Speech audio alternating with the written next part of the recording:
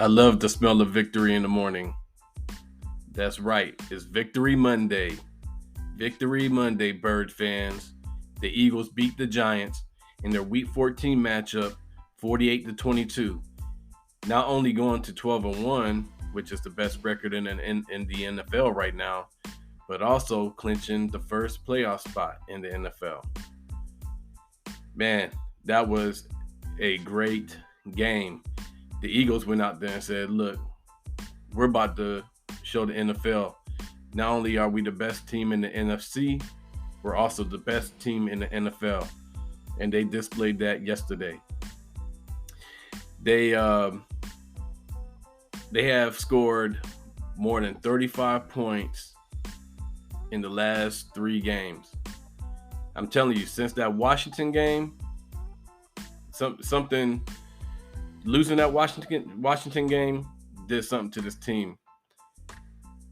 It's a different feeling when you lose than when you win, right? It's like you're going out to eat. Are you going to get that porterhouse steak or are you going to get that liver? I don't like liver, so that's just my little analogy. But I think I'm happier eating that steak. But if I had to eat that liver, I don't think I would be too happy about that. So I think that loss in Washington kind of woke them up a little bit, let them know that, hey, we should have won that game against the Commanders. We basically lost, and we kind of left it in the hands of the officials. So from this point on, we need to dominate. We can't leave the outcome of a game in the officials' hands. You can't. But if you dominate a team from the beginning until the end, then there's nothing the officials have no way of determining the outcome of a game. So I think they kind of realized we need to play our best ball from this point forward, especially going into this last part of the season, knowing that you could possibly be the number 1 seed in the NFC, and the road will go through Philadelphia. So right now they have a 2-game lead against Dallas because, say for instance, they end up losing 2 more games and Dallas just happens to win their games and they end up tied. Especially if they lose to Dallas will have the tiebreaker because they were more than likely at that time will probably have a better division record. So Dallas would be the number 1 seed in NFC at that time. The Vikings lost, so now they're 2.5 games back because if we do lose 2 more games and we end up tying with the Vikings, we have the tiebreaker because we beat them earlier in the season. So I'm not too worried about the Vikings. I'll be more worried about Dallas. So they definitely have to play these kind of games from this point on if they want to be a number 1 seed and also carry that momentum going into the postseason. Because if you go into the postseason struggling, it's really not going to be, the outcome won't be their desired outcome. So let's get into this game. So the Eagles kicked the ball to the Giants. The Giants received the ball first. And the defense came out on fire. So Daniel Jones did complete a pass, I think, on that first drive. I think they did pick up a first down. But after that, it was just pure dominance by the defense. Josh Sweat got the first sack on Daniel Jones, and that was on their first down. And then on I want to say it was on third down it was on third down because third and long. So the defensive line had their ears pinned back, and they knew that the Giants had no choice but to pass the ball. But if I was the Giants at that time, I mean, I probably would have ran a draw play or something because I knew the Eagles would be more aggressive at that point. So, but I mean, what do you have to lose? I mean, Daniel Jones ended up getting sacked by Hassan Reddick. So, right off the back, the Eagles had 2 sacks against the Giants already. 2 sacks on the first drive. That's crazy. The Eagles come out on their first drive.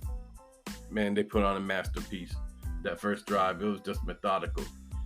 They got the ball back. I think they got the ball at 11 minutes in that first quarter. And then by the time they scored a touchdown, I think it was only 4 minutes left in the first quarter. So they basically had like a 7 to 8 minute drive on that first drive. And that's a killer. If an offense can just drive the ball all the way down the field, a 75-yard drive, and then ultimately get a touchdown and take off about 8 minutes off the clock, you're controlling the game. And that's what the Eagles wanted to do when they came out. They wanted to establish control of the game. And basically, the Giants had no answer for the Eagles offense. I could tell by looking at that first drive, they were not going to be able to stop the Eagles for the rest of the game. It was just going to be, pure dominance by that Eagles team. So, they score on that drive with a Miles Sanders touchdown, which now Miles Sanders has 10 touchdowns on the year. And I think the Eagles have they have 3 players with 10 touchdowns, which is Jalen Hurts, A.J. Brown, and Miles Sanders. And I don't think they've had that since 2014. So this team is not a joke. So the Giants get the ball back, and of course, again, the Eagles just dominate. They just kept putting pressure on, they were putting pressure on Daniel Jones. They were stopping Saquon Barkley throughout this whole game. I think Saquon Barkley, he wasn't fully healthy, so they were kind of rotating him with, with Brightwell. So they were using their little 3-back rotation, but they used Brightwell more than Breida. And Saquon Barkley only had 28 yards rushing, and Brightwell had 23 yards rushing. So the Eagles' run defense has definitely improved since the first half of the season. And that's what I really wanted to see in this game. Since in the last 2 games, they basically have been stopping the run. In this game, I wanted to see if that was going to be the case, because that was my biggest concern with this defense. Now, I have another concern with the defense, and that's passing over the middle of the field. I don't know what's happened, because the first half of the season, they really weren't getting beat up over the middle like they are now. So I don't know if it's because of injuries, CJ, GJ not being in there, if it's the schemes they're running, the types of coverages. But the middle of the field is literally where, the teams have been attacking them in lately. So these teams see something there. They see some kind of weakness in the middle of that defense. But I think that's basically one of the things we need to shore up for the rest of the season, especially going into the playoffs. We need to find a way to defend the middle. And they did something in this game that I didn't expect to kind of see on the defense. On the third down plays, I saw Avonte Maddox and Josiah Scott in there at the same time. So I don't know if that's something that Jonathan Gannon had planned coming into this game, if that's part of his game plan to put maybe a faster, slot corner, or, because Josiah Scott, I think he could play both, slot and safety.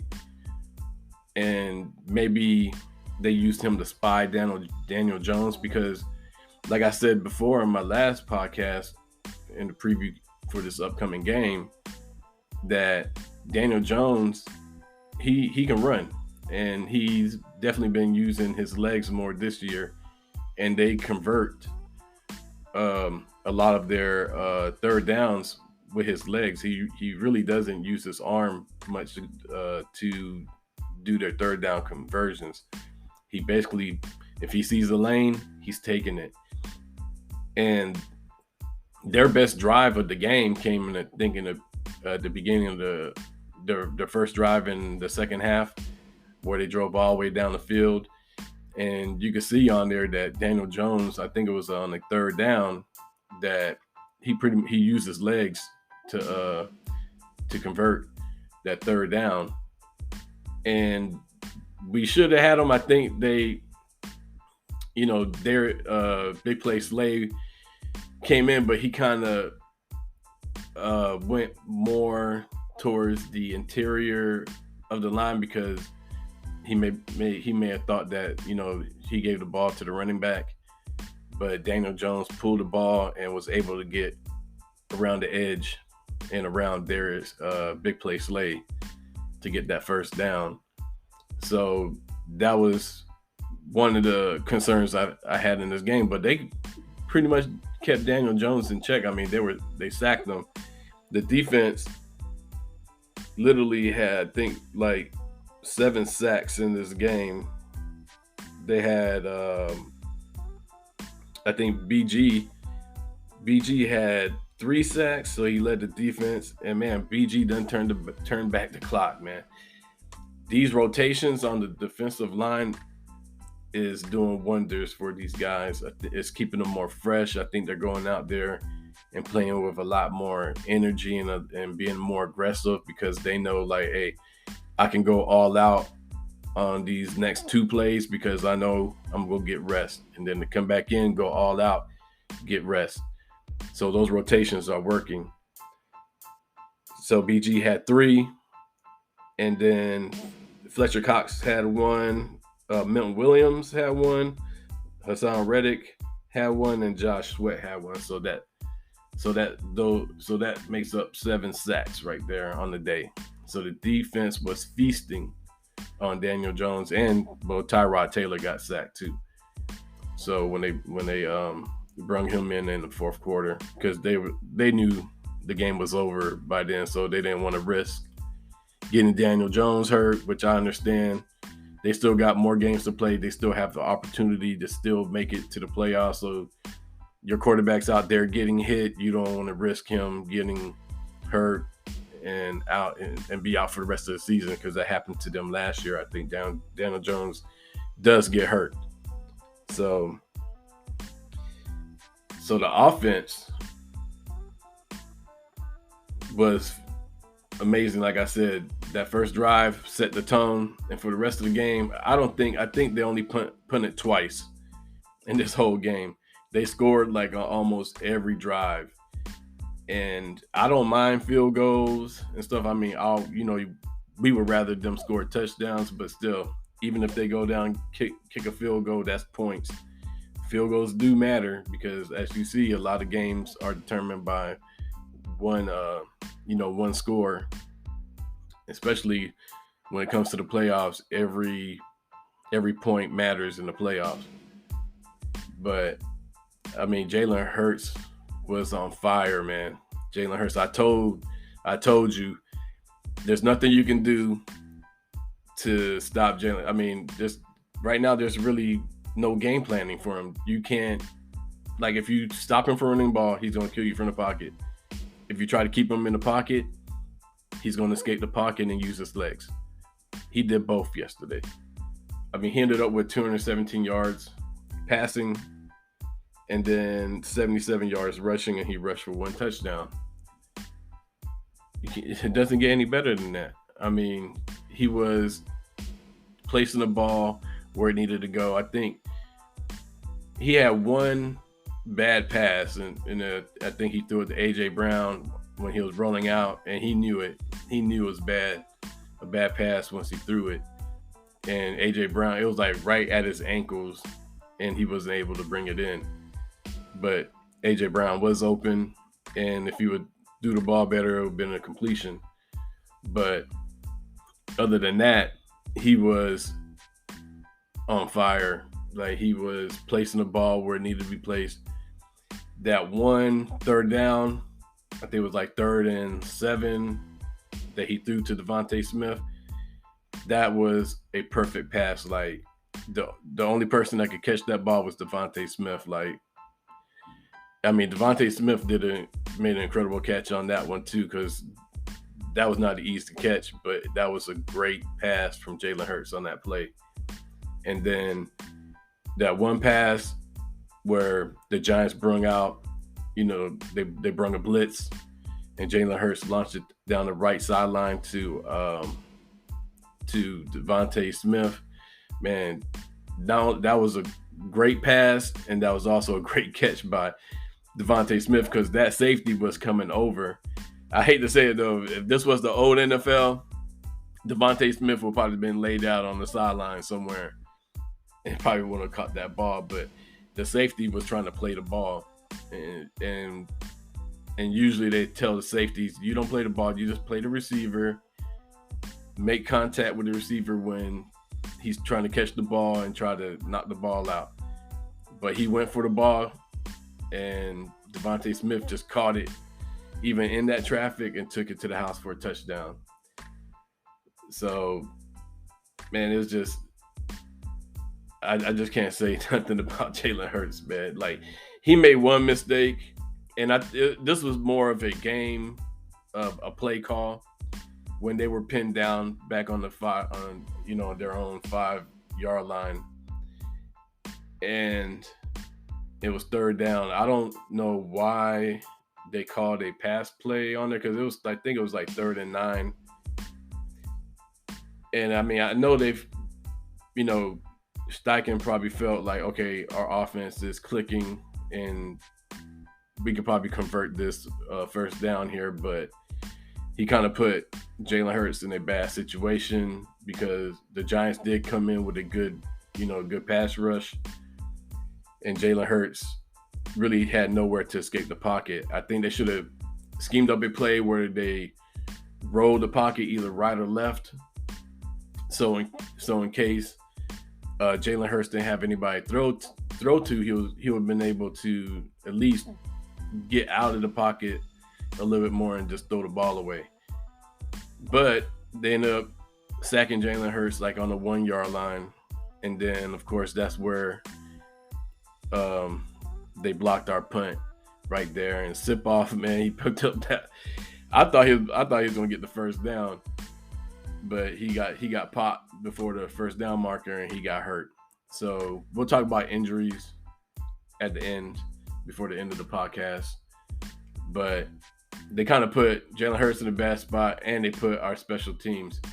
And right now, I would say the weakest part of our team is the special teams. And even they played great yesterday.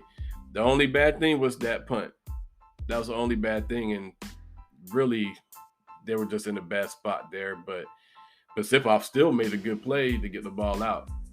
And then the Giants, of course, got the ball there, like at the 15-yard line, and were able to, punch it in or score a touchdown on that drive. But if it wasn't for that, they probably wouldn't have scored in the first half, I don't think.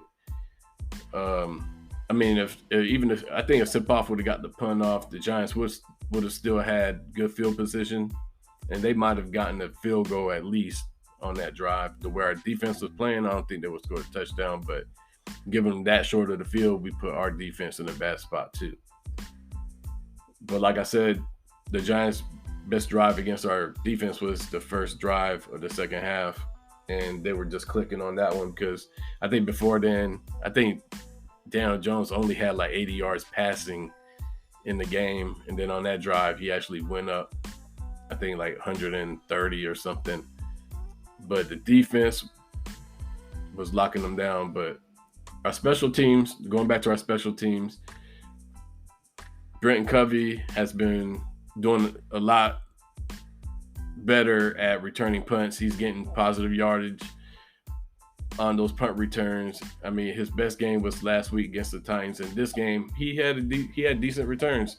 He doesn't fumble the ball. That's all I really ask for is like you catch the ball, don't turn it over, because turnovers, especially on special teams, punts or kick returns, are devastating because you give the other team a shorter field to work with. But he's been doing a great job at that. But man, Boston Scott, the giant killer. Boston Scott had him back there. I think we need to keep Boston Scott back there returning kicks. He is a lot better at returning kicks than Brenton Covey on the kickoff. But he almost took one to the house, man. The giant killer almost took it to the house. I don't know what it is with Boston Scott and these New York Giants game, but he's my favorite player. He's my favorite player out of all the players there because, he's just so athletic for his size and everything. He's quick. He can catch the ball, and like you saw, he could he returned a 65-yard punt. Like I think he had like 130 yards on just on 3 kickoffs, which is crazy. And then he also ended up scoring a touchdown in the fourth quarter, of course, when everybody started putting their backups in. He was in there with our second team, and he got a touchdown, which I was happy for. I really wanted him to score against the Giants. But right now, they're clicking on all 3 phases. Offense, defense, special teams. There's really nothing bad you can say about this team right now. They're playing good football. Having Avonte Maddox back, I thought it would have been a better impact, but he was in there making tackles. Like, he was making tackles in the backfield. Oh, and that's one other thing on the defense. Like, this was probably like one of the first games, because one thing I noticed against like the run or anything, like we're never like in the backfield stopping the running back for a loss. Like, even if we get back there and don't make the tackle, and the running back ends up gaining like 2 yards or something. But I haven't really been seeing that all year. But in these last 2 games, the defensive line has been getting pressure in the backfield and tackling the running back for loss. And that's one thing we haven't been doing, in the beginning, for the first half of the season. We haven't been doing that. But now I see we're getting into the backfield where we're causing, loss of yardage on these runs instead of just letting them gain 2 yards here and there. So they're definitely improving. And I'm telling you, if you look at the highlights of this game or just look at the game, look at the defensive line and see they're running stunts, they're running switches, which they weren't doing at the first half of the season. And that's been a big help, because you start Hassan Reddick on the left side, and if you notice, he'll do a stunt and come in the middle. It's basically almost like a blitz, except he's on the line. And I think we only blitzed one time, and that was with Hassan Reddick, because there was a play where we started out with a 4-man front, and Hassan Reddick was not on the line, but he looked like he was playing a linebacker, the Mike, and he was looking like he was in coverage, but at the last minute he came on the line and rushed the passer. So that was the only blitz I saw. But they didn't even need a blitz yesterday because they were getting home.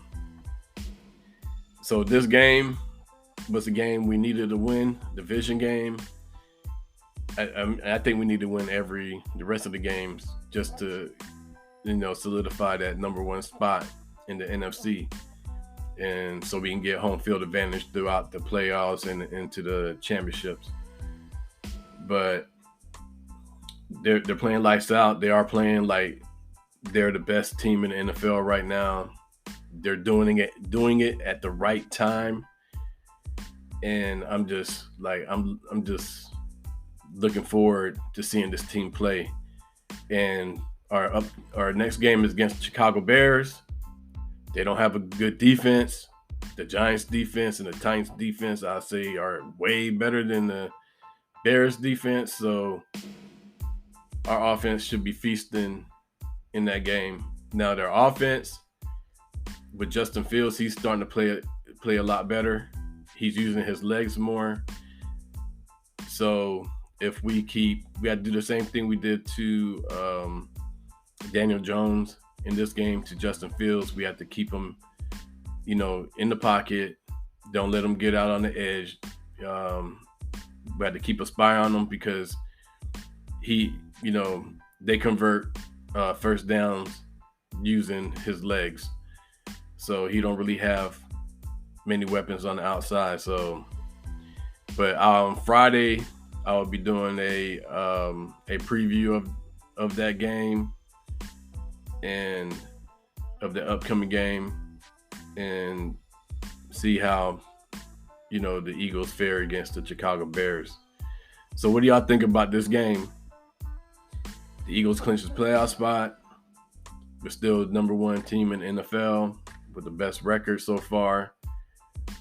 And do you think after watching this game, are the Eagles legit Super Bowl contenders? Will they make it to the Super Bowl? I don't think there's any team out there that can beat them, honestly. The only team that really worries me right now are the San Francisco 49ers. They're playing really good ball, even with their third string quarterback. He's playing pretty good. And their defense is pretty good. I would say their defense probably matches up really well against our offense. So they'll probably give our offense some problems, but I don't think, and even then, I don't think they will be able to stop our offense. So the 49ers are probably the only team that I feel are our biggest threat to the Eagles right now. But I'm not worried about Dallas. I'm not worried about the Vikings. So really, like, the Eagles have it, man. It's on them. This is their chance to get to the Super Bowl this year, and they have the pieces. They're working like a well-oiled machine, and I think they can make it there. I don't think there's any team that can stop them. The only team that can beat the Eagles are the Eagles right now. And Dallas almost lost to the Texans, and I don't see how the Texans did not score a touchdown. When they were on their 2-yard line, they were in the red zone with like 3rd and goal, and then they didn't get it, and then 4th and goal. I don't know what kind of play they ran on that 4th and goal, but I'm pretty sure they have better plays than that. They should have won that game. If they would have scored a touchdown on that drive, that's it. I don't think Dallas would have came back. Dallas would have lost. But this pretty much concludes this episode of the podcast. And Victory Monday. Enjoy it. I know I am. It's always good to, start off the week with a victory from my Philadelphia Eagles. And for us fans out there, the best fans in the world, the Eagles are doing us justice right now. So feel free to subscribe, spread the word. Come check us out on Twitter. I post or tweet during the game at UMCIE. Come hit me up there. Send me messages. You can send me a message on here. I do my podcast now on Anchor. You have to subscribe to Anchor. It's free. But if you do subscribe or you do have Anchor, you can send me video messages or audio messages or even just a regular text message. And I will play it here on this podcast episode. Or you can message me if you want to come on to the podcast. I'll send you the link and you can join me. This is a fans podcast, and I'm here to interact with you, the Philadelphia Eagle fans. I don't care where you at. All Philadelphia Eagle fans around the world, come interact with me and let's talk Eagles. Until next time, go Birds.